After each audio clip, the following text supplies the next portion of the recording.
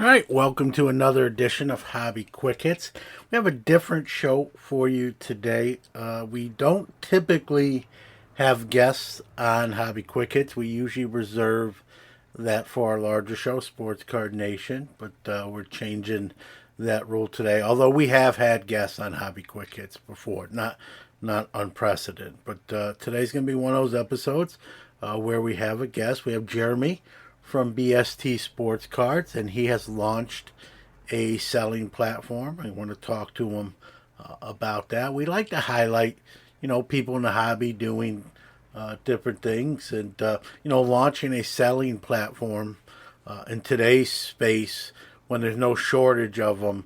It's not easy, and we're going to talk to Jeremy about where kind of all the ins and outs of that, the difficulties, and what prompted him to jump in that pool, so to speak. So, nice gentleman, and we're going to talk about the hobby, his new platform, and all that good stuff. But first, we're going to hear from our great sponsors, Mojo Breaks.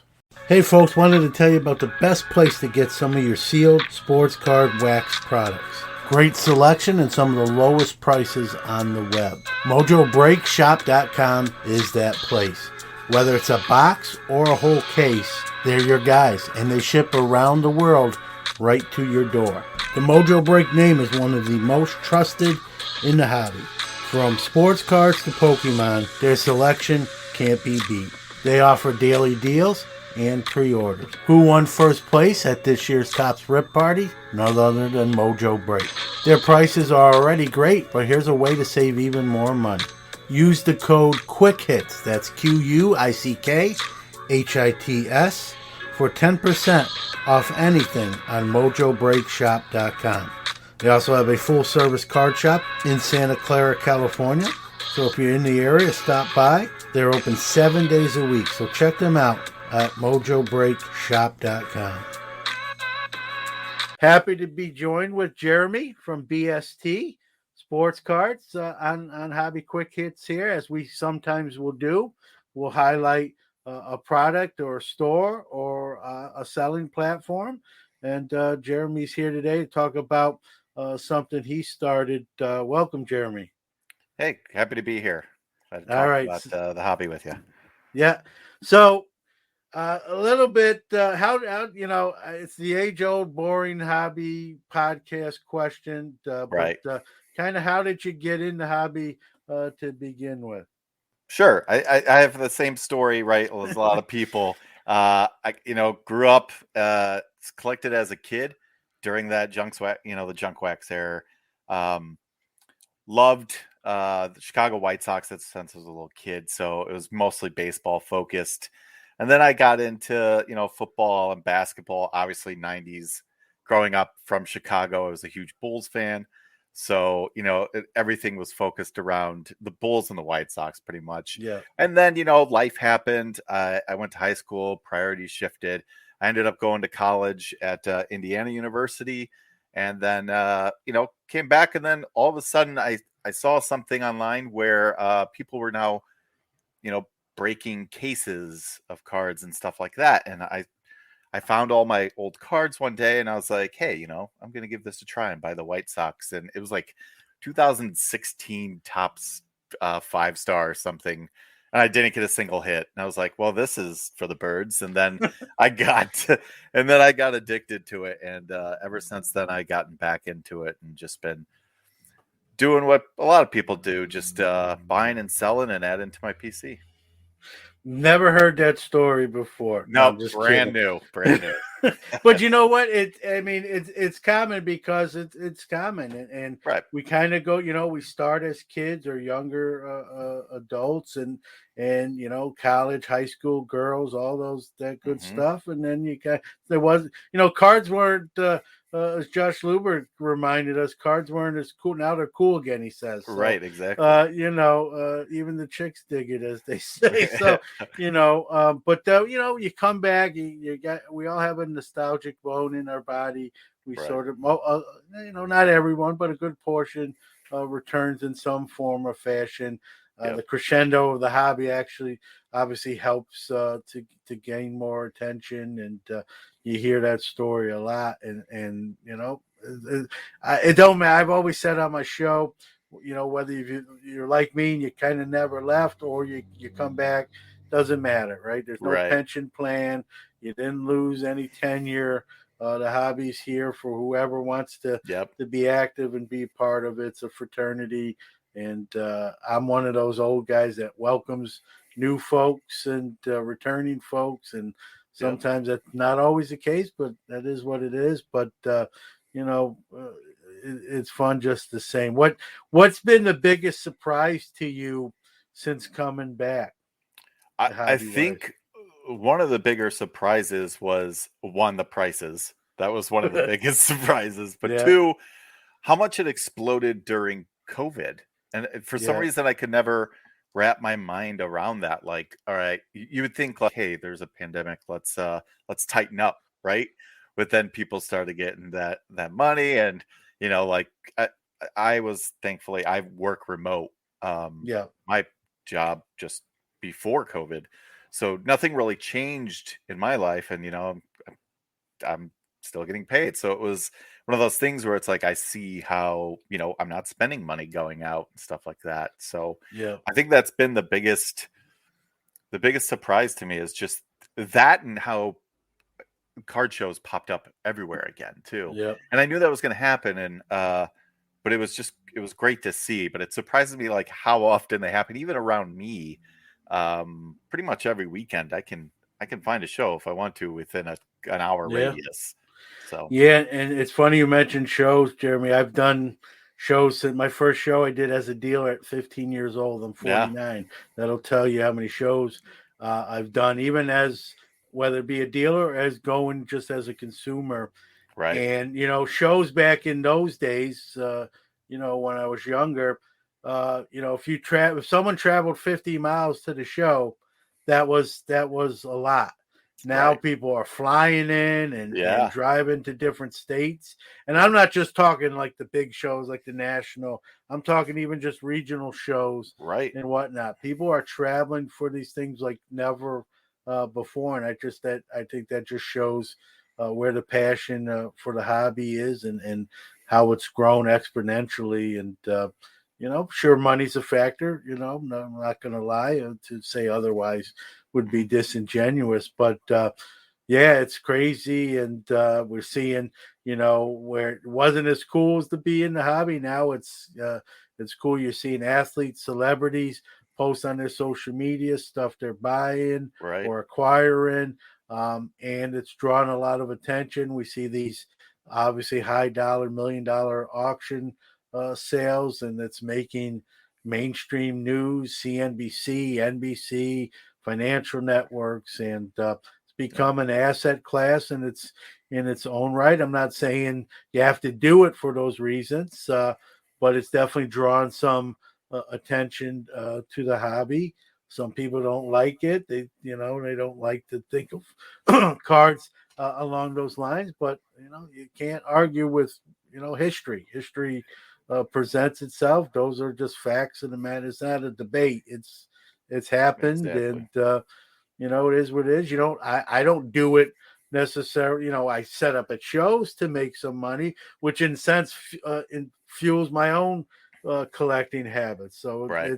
it's not. I don't make. I have a regular job, Yep. but I did have a card store back in the '90s for 7 years, where it was pretty much my sole source of income. It's not at this point now, but some people don't like the money aspect, but to say it's not a factor is not telling the truth. So, Right. and here we are, and it's fun. I mean, I'm old where I remember, you could go weeks and months without a news story breaking the hobby. With Yep. content, years ago you'd have to like, what do I talk about? Nothing's really changed in 3 months, and now it's every Exactly. day something else.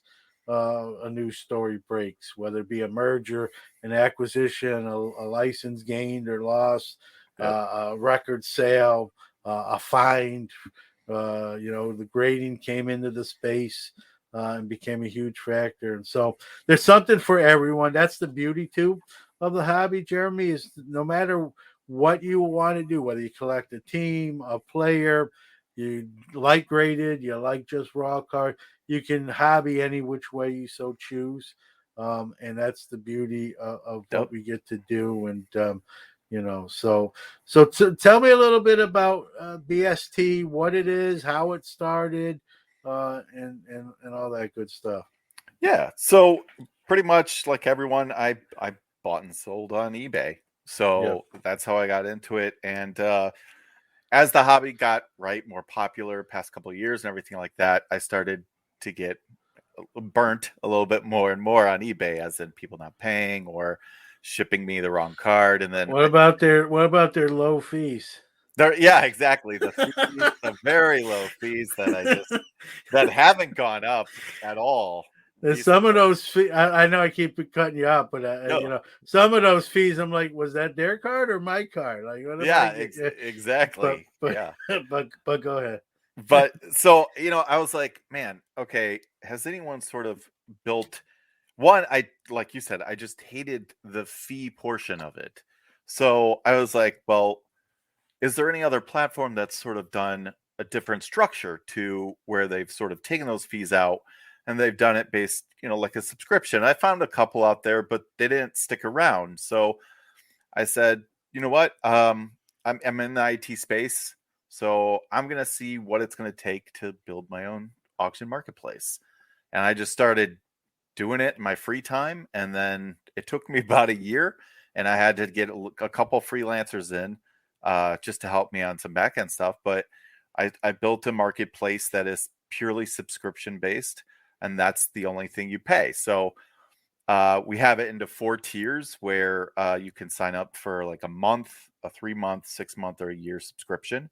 And it's $7.99 for a month. It's $19.99 for 3 months, $37.99 for 6 months, or $69.99 for a year. And that, I feel like that was a good compromise to, hey, if you're selling, the casual person's not really selling a ton of cards. I mean, people sell over $700 worth of cards in a month, right? All the time now, Yeah. stuff like that. So I was like, well, if I could, do this and I can sell, have them sell, they pay $69.99 for a year and they can sell as much as they want for the year. And I never take a fee off that. They just pay that subscription, right? So I thought, hey, this would be, and then I could take the shortcomings that I saw in other marketplaces and try to fix them. So I started going through of things I sort of didn't like. And it's like, okay, I want buyer and seller feedback. I didn't like how they did that, where, there was only feedback on one side. And I didn't Yep. think it was fair. I wanted to make a place where buyers and sellers felt safe to make transactions and make connections and everything like that, because that's what I got when I would go to card shows. That's what I got. So I was like, how can I do this and make it just a safe haven for both buyers and sellers? And that's what I'm ultimately trying to do and stuff like that. Obviously, I have to try to make money as well to pay for the storage Hmm. and everything like that and time, but it's not my sole income. I Hmm. have a job that I use to fund my hobby card addiction already. So I wanted to do that. A couple other things, I wanted to make sure that I sort of took out the plain white envelope transactions. I wanted to make sure everything had to have tracking, and I just did that again to make sure it was safe for the buyer and the seller. And plain white envelope, you can send something and the buyer can say I never got it, right? And then Yeah. there's no proof, right? So I wanted to go that way. And then I wanted to make it very strict for people uh, that don't pay on time. So I have a one strike policy where if you're a non-payer, you are banned from the platform. However, you can appeal, and if there's extraordinary circumstances that we find will allow you back on. But I wanted to make it a place where what I saw happening, right, is you see these, like I follow like Cardboard on Twitter, right? his Yeah. account, and he always posts like eBay horror stories of people just right not paying, and they just don't care Yeah. because no one knows what eBay's policy is in there. They say they get a non-payment strike, but how many strikes? What happens to them? What you never know. Yeah. They don't define that, right? So I wanted to define these things, and that's the biggest thing is I just want to be transparent through all of it. So that's why I have these rules in place. I have a 5-day return window because the market fluctuates so much. And I didn't want to have a no return policy because I do have there's raw cards and there could be circumstances where a return is warranted, right? Like Yeah. a damaged card or something like that, and it goes through that same process. But I just wanted to make it a safe haven that is transparent and people just feel safe making transactions again, doing what they love to do, funding their PCs and stuff like that. So, because that's ultimately what I'm doing. So that's Yeah. all I'm doing. I don't want to make this the bash eBay half No, hour, but right, I always compare the eBay to the NCAA, right? Yeah, right, they have rules, but they change. They kind of they write them as they go. Sometimes the same infraction has hmm different punishments. There's not a uniform policy. I'm embellishing it a little bit for effect, but it's I'm not far off. And right, it can be like you said, it can be very confusing. hmm Some navigating through that and like, hey, what is the rule? What happens when this happens? right, And so structure obviously is always very important. Now, listen, let's be real here, Jeremy. There's no shortage of selling platforms. I don't have to right. mention them by name. I'm not going to give anyone else here. I'm talking to you. Any free advertising. Talk about the difficulties of going, and these are folks with investment, Right. seeding money Yep. and backers and that sort of thing. Talk about the difficulties of being in that space. Oh yeah, it's been an incredible challenge, and not only a challenge on building it out and making sure that we have pieces in place to one be compliant, right? PCI compliant, bank compliant, stuff like that, but also just from the aspect of getting users, right? Like Yeah, marketing and that costs real money, which I don't have seating, I don't have investors and stuff like that. This is a yeah, solo build, right? So I have to rely on social media. I have to rely on and it's not only just, I didn't want to just market on social media and stuff like that. I want to be active in hmm those communities, right? I want to give advice. I want to take advice. I want, and things like that. And that's another thing. I'm open to feedback at all times, and that's how I want to be. I don't want to be someone that's stuck in their ways and is like, hey, it's always going to be this way yeah, and it's never going to change. I want to take that feedback and go with it, but sometimes it's hard, right? eBay is a massive platform, and it's part of the reason why the card industry is doing so, it did so well and is still doing well, right? They were a yeah, big part of that.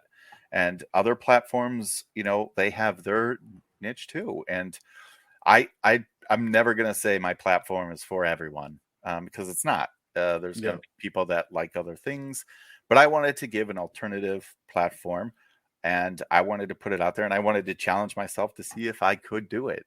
And I did it, and I'm proud of that fact by itself. And now it's switched into, hey, I'm not was never into marketing, but now I got to market this and get it out and stuff like yeah, that.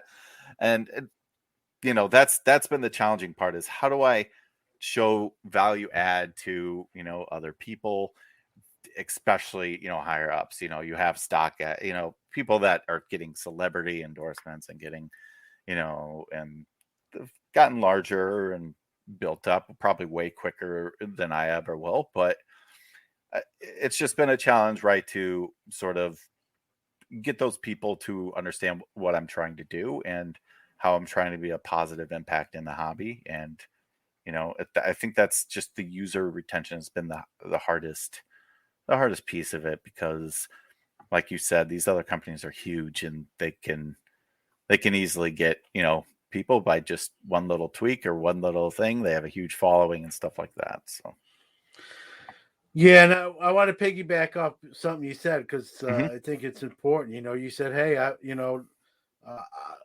I can change with hobby is ever changing." I think right, to right, say, "Hey, this is how it's always going to be," is sort of short sighted. right. I think we've seen literally every month the hobby sort of changes in some form or fashion. We've seen Yep, NFTs.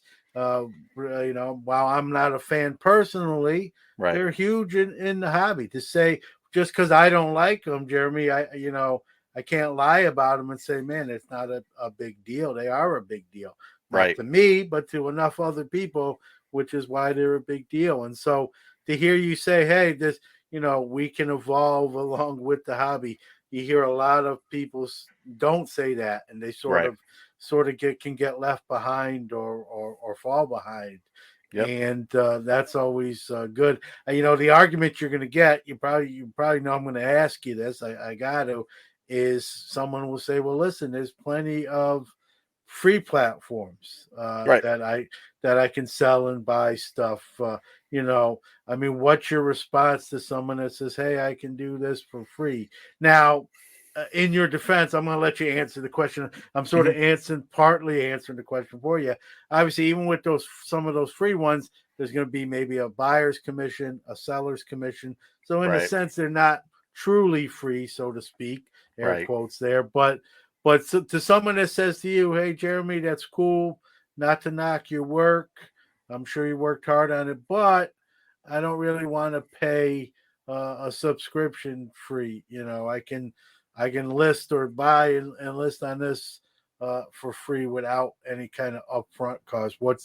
How do you respond to those folks? Yeah. So again, I would say, if you're happy with where you're selling for free, that's great. You don't.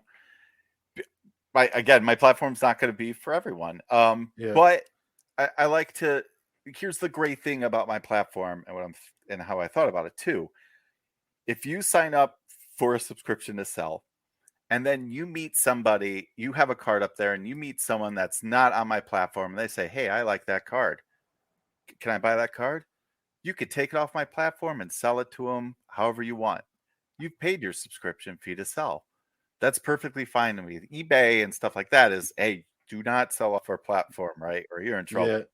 and stuff like Yeah. that. Like, I'm also, I'm sort of offering that protection as well, where, if something were to happen and stuff like that, we'll do what we need to do, whether it's kick that user off or something, or the seller, if they break any sort of terms and stuff like that. But, um, we have certain features that we add for people that have subscriptions. We have a what we call a comp page. So everything that is sold is displayed in this comp page for free, for everyone. It shows the exact price it was sold for and stuff Hmm. like that within our platform. You don't need to, right? I mean, I know other platforms sort of do that. I built in like a return on investment tool where you can track cards over, months and periods and stuff like that. And, I'm going to, you know, have different systems that I'm going to put in place that I hope are unique enough to bring people over, and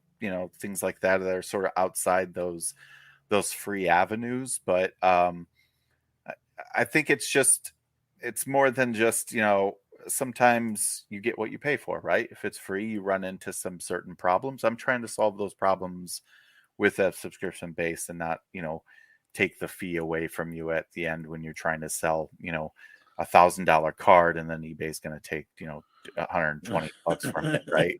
And I'll take 8 if you've already paid for a month, right? So Yeah. Yeah, no, I get that Mhm. for sure. Any sort of vetting process or Yeah, we do have a for the sellers, we have a seller onboarding process that they have to go through, and it's through Stripe and stuff like that. So they go through an onboarding process, and once they're on, then be they can determine how they want to get paid out too. You can get paid out through Stripe process, which is through your bank, right? And yeah, that actually has a lower fee. So I think Stripe's like 2.9% plus 30 cents, right? So payout, we can't take away those fees. The Yeah, only fees we could take, that's outside that's my outside your scope. ability, right? Yeah.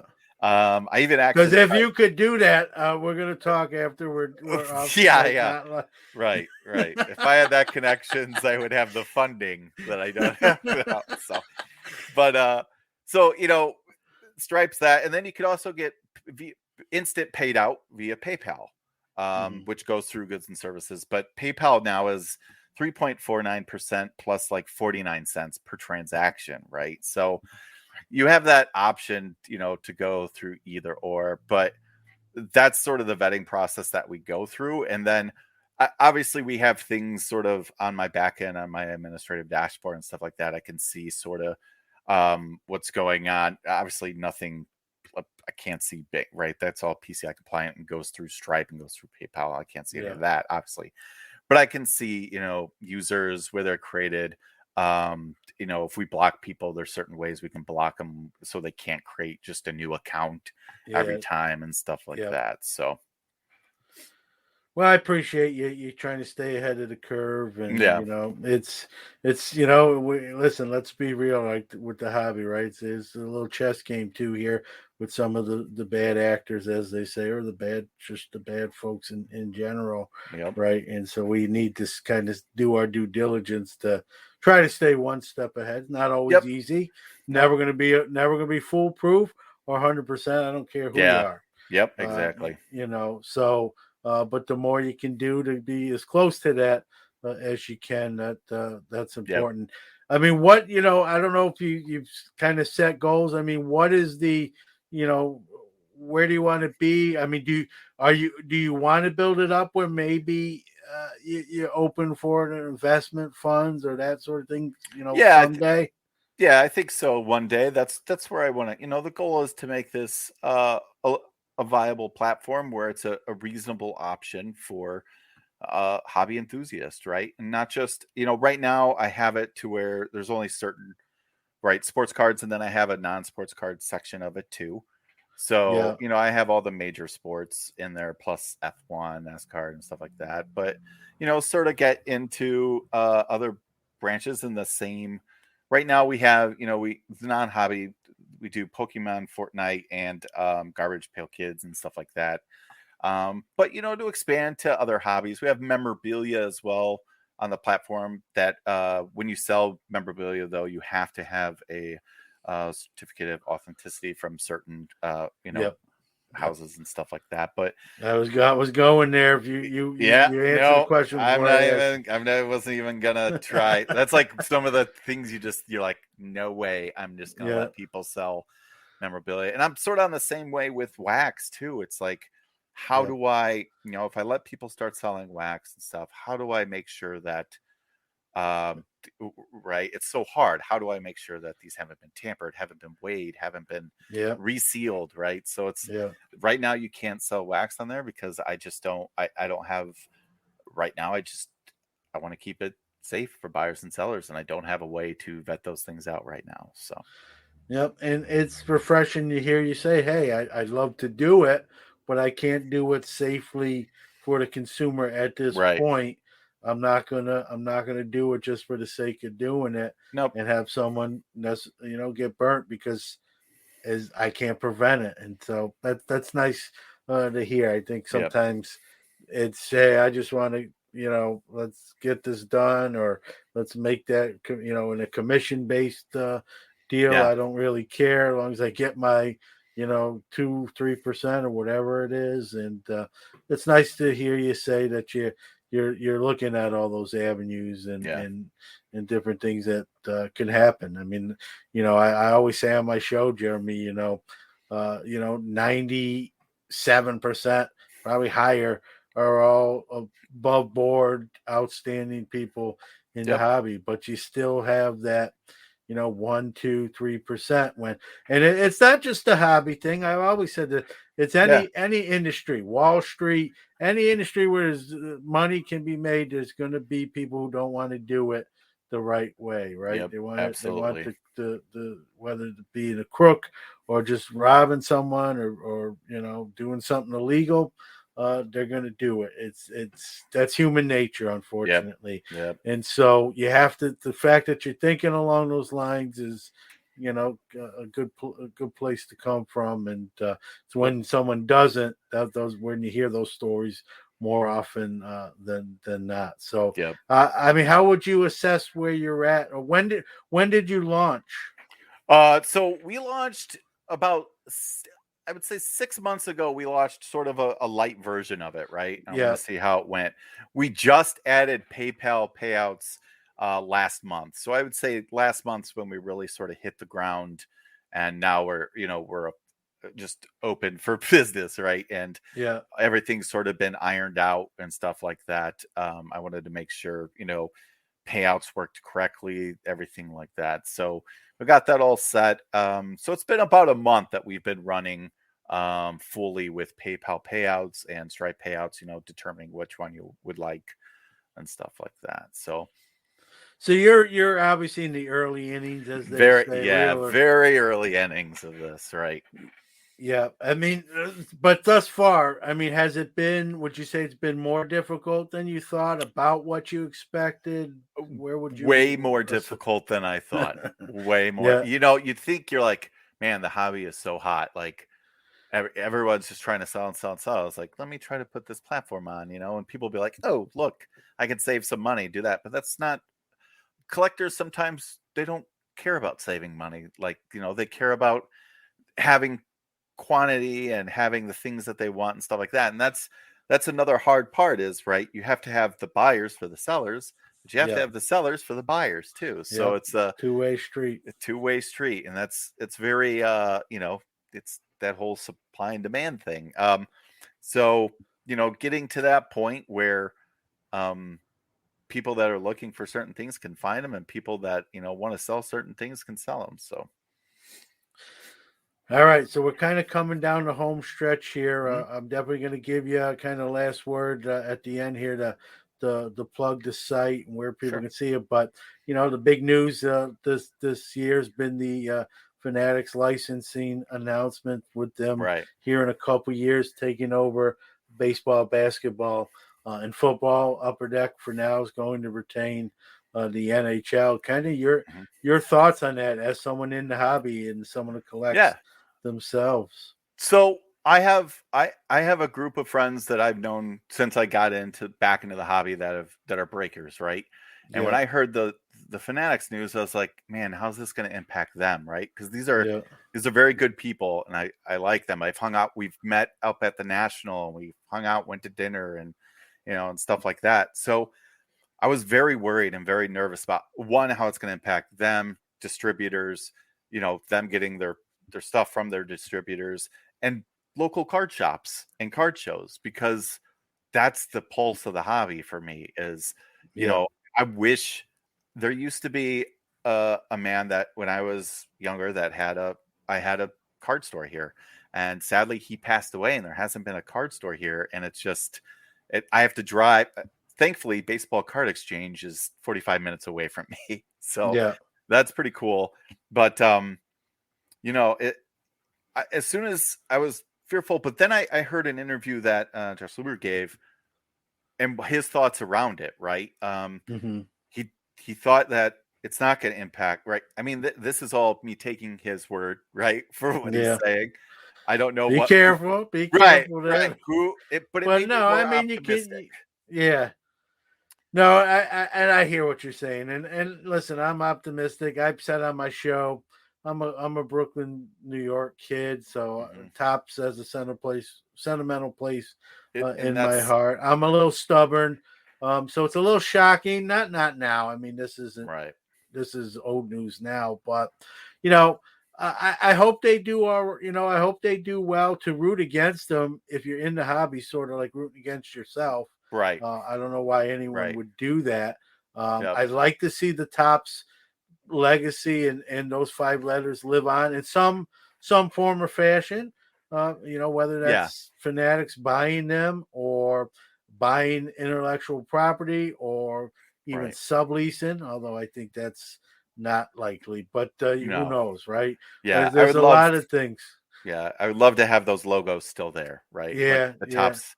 I just think it's I'm like you, like it's been in the hobby for so long. And like you Yeah, said, I don't want to root against fanatics either because I want them to make the hobby better and yeah, right yep, progress. It's like I always say when your team is playing another team and you're blowing them out when they're a good team and the student section starts yelling overrated. It's like, wait a second, why are we yelling overrated? We should be saying they are good as we thought they were, but we're still beating them. So yeah. it's We're like, better. We're yeah, just better. yeah, Yeah, it's a great point. Yeah, you can't listen. I wish Tops didn't lose their license. Truth be told, right. I know they've made a lot of mistakes and they are culpable, and maybe why this happened. I'm not naive. Hmm. I'm stubborn because maybe where I'm from and that connection, and like you said too, 70 years of them doing it. It's just become synonymous with each other. So, Right. I'm sort of selfishly hoping that it continues in some form. But fanatics, they're going to do what they're going to do. The fun's going to be watching the next couple years to see what that might turn out to be. But Yep. to root against them just because I'm mad that Tops lost the license is sort Hmm. of sacrilegious. Almost, it's almost like rooting against yourself. Right. And Exactly. I'm not going to do that. I just, like you just said, I hope they do right and do well and make some smart decisions. We've heard stuff from Michael Rubin, Jeff Fluber. You got to take it at face value. I mean, Yeah. but we've also learned someone can say one thing and something else happens Absolutely. too. And but they're a business too. They need to make some money, and They especially spent a lot for of it, so they got to yeah, make some of that back. yeah, Yeah. yeah. They paid. Rumors is they paid 10 times the highest Tops has ever paid for the license. So, Yep. that's a significant number without knowing exactly how much it is, and they got to make sure they come out, ahead. Otherwise, it's a losing proposition. And Yeah. now with the players sort of having a seat at the table and their handout, some of that money, more money is even going to go their way. So it's going to be for the maybe someone in the hobby that does content creation, or even if it doesn't matter what you do, it's definitely going to be interesting to see Yep. what happens, what kind of products we get, what new innovations, what the designs look like. As much as I love Tops, Jeremy, one of my biggest complaints, we can get into whole customer service. Hmm. That'll make the show 2 hours long, so I'm not going to go there. But one of my complaints, besides that obvious one with Tops, is some of the designs. Right, I Yeah. think they got a little bit lazy. They kind of retreaded a lot of stuff. And I get Hmm. with certain brands you have to do that. Obviously Heritage is the old years brought Right. back with the current player. I get that. I'm not criticizing for that. That is what it is.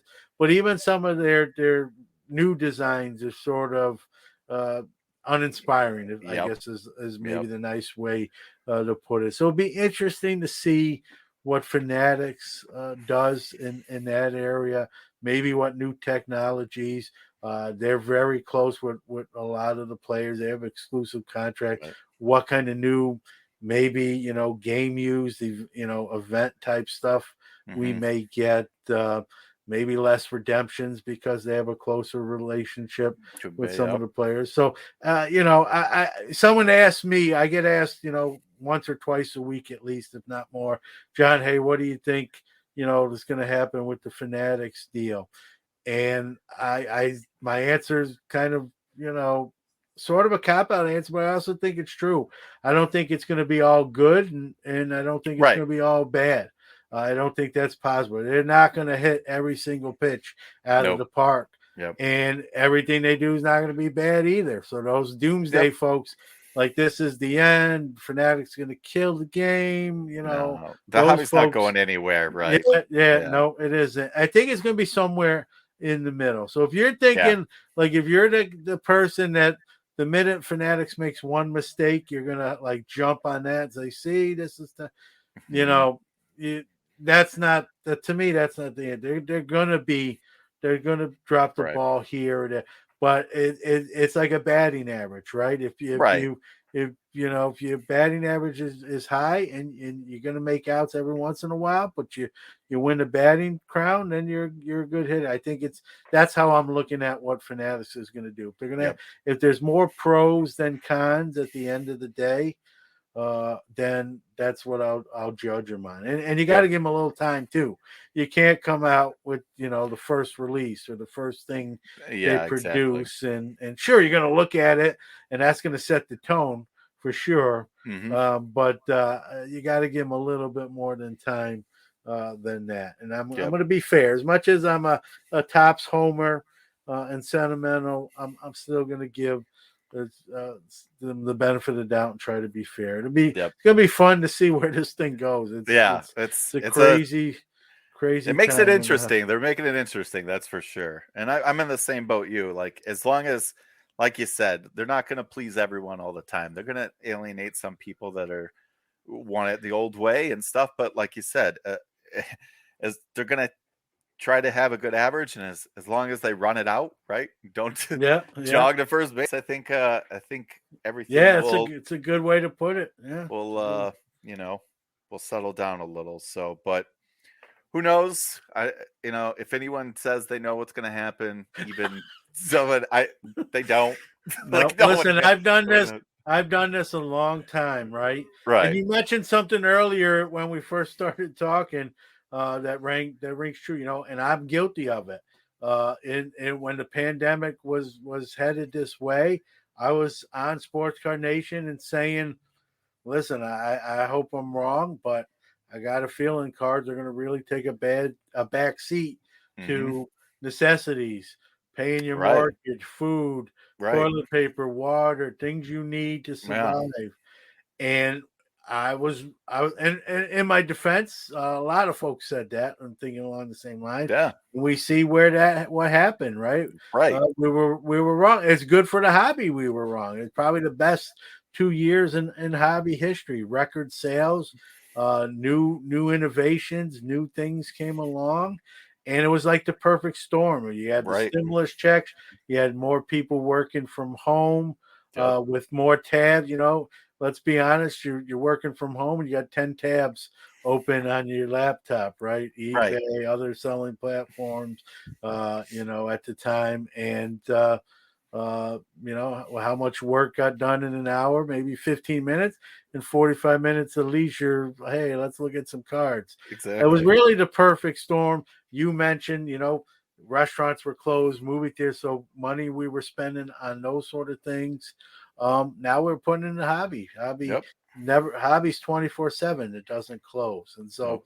I was on Sports Car Nation, swung and missed on that prediction, and actually was glad I swung and missed. I just Hmm. didn't see that coming. And one thing I've learned in my long time in the hobby is you just never know what could happen. And Yep.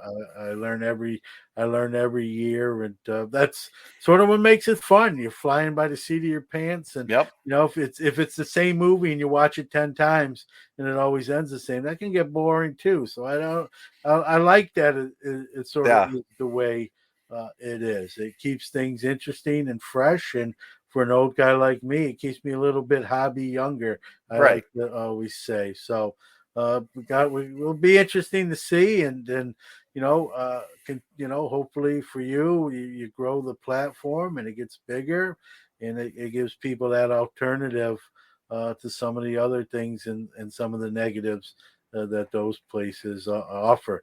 With that being said, I want to thank you for coming on and I sharing some of appreciate you your having time. me. Definitely tell people where they can find you, Yeah. BST, and all that good stuff. Yeah, you can find the marketplace. It's bstsportcards.com. And, if you ever have any questions, you can always email me at jeremy@bstsportcards.com. And, and if you have feedback, you check it and you see something and you have some feedback, I'm always open to that too. So my email is always open. I always love to hear what people think. So, Man, I say that on my shows. Like I need to hear good and bad, right? yep, You don't get better, and sometimes exactly.